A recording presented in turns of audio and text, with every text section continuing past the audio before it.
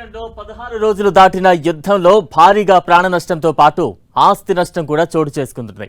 అంతేకాదు కొన్ని వేల సంవత్సరాల నాటి కట్టడాలు, వందల ఏళ్ల చరిత్ర ధ్వంసమవుతోంది. ఈ క్రమంలో ఇరాన్ టూరిజానికి పెద్ద ఆకర్షణలుగా ఉన్న ప్రాంతాలు కూడా తమ కళ కోల్పోతాయేమో అనే ఆందోళన స్థానికుల్లో వ్యక్తమవుతోంది. యుద్ధం ఎప్పుడు ముగుస్తుందో తెలియదు, కానీ ముగిసిన తర్వాత పూడ్చలేని నష్టాల్లో ఈ సాంస్కృతిక ప్రదేశాల విధ్వంసం కూడా ఒకటవుతుందని ఇరాన్ వాసులు ఆందోళన చెందుతున్నారు.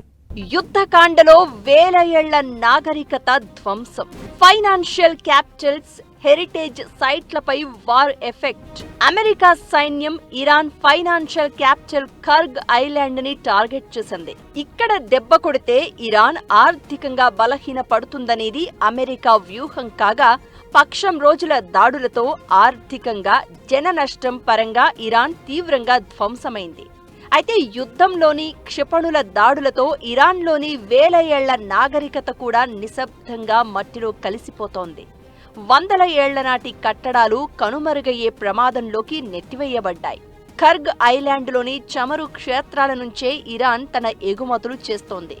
దీని ద్వారా హార్ముజ్ జలసంధిని ఇరాన్ నిలిపివేసి చేసిన నష్టానికి అమెరికా బ్యాలెన్స్ చేయాలని చూస్తోంది. ఈ మేరకు అమెరికా అధ్యక్షుడే స్వయంగా తన అభిప్రాయాన్ని వ్యక్తం చేయడంతో ఇరాన్ దిగి రాకపోతే ఈ దాడులు మరింత ఎక్కువవుతాయి అనడంలో సందేహం లేదు. అయితే అమెరికా, ఇజ్రాయెల్ వరుసగా చేస్తున్న దాడులతో ఫలాక్ ఉల్ అప్లాక్ కేజిల్ ధ్వంసమైనట్లు తెలుస్తోంది.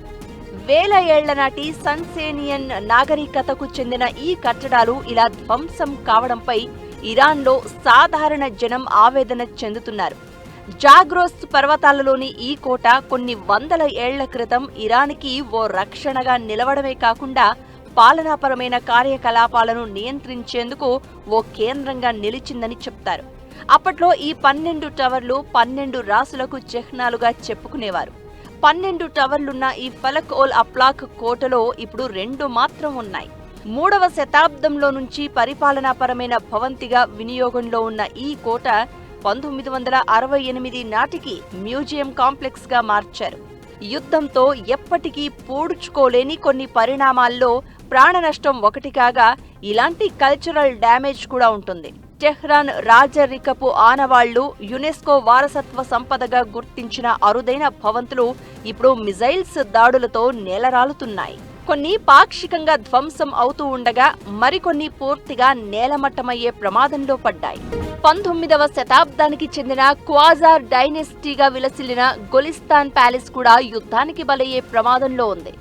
ఈ ప్యాలెస్ యూరోపియన్ ప్రభావంతో పర్షియా సంప్రదాయబద్ధమైన నిర్మాణ శైలితో కట్టగా, ప్రపంచ దేశాలతో ఇరాన్కి ఉన్న సంబంధ బాంధవ్యాలకు ఇది ఓ సాక్ష్యం. అలానే గ్రాండ్ బజార్గా పిలిచే టెహ్రాన్ బజార్ ఓ వాణిజ్య సముదాయంగానే కాకుండా ఇరాన్ చరిత్రకు, వర్తమానానికి ఓ లింకుగా పిలుస్తూ ఉంటారు. ఇక్కడే మతపరమైన సంస్థలతో పాటు అనేక చరిత్ర గతిని మార్చిన ఇరాన్ రెవల్యూషన్ కి కూడా గ్రాండ్ బజార్ ఓ సాక్షిగా, వేదికగా నిలిచింది. ఇలాంటి భవంతులు, ప్రాంతాలు యుద్ధ ప్రభావానికి లోను కావడం అంటే ఇరాన్ చరిత్రలో కొన్ని లింకులు ధ్వంసం కావడమే. ఇస్ఫహాన్ అనే భవంతుల సముదాయం కూడా గల్ఫ్ వారులో ప్రమాదంలో పడింది. షా అబ్బాస్ హయాంలో కళలకు స్వర్ణ యుగంగా విలసిల్లిన కాలం నుంచి ఈ సెంటర్ సంస్కృతికి, పట్టణ ప్రాంతాల నిర్మాణ శైలికి ఓ మార్గదర్శిగా నిలిచింది అంటారు. ఇక్కడి మసీదులు, ప్యాలెస్లు, బజార్లు అన్నీ కలిపి చూసిన టూరిస్టులు సగం ప్రపంచం ఇక్కడే ఉందని ఫీల్ అయ్యేవారు అంటారు. ఇప్పుడు గల్ఫ్ వార్లో ఇలాంటి ప్రాముఖ్యత ఉన్న ప్రాంతాలు ధ్వంసమవుతూ ఉండడం ఇరాన్ వాసులను తీవ్ర విషాదంలోకి నెడుతోంది.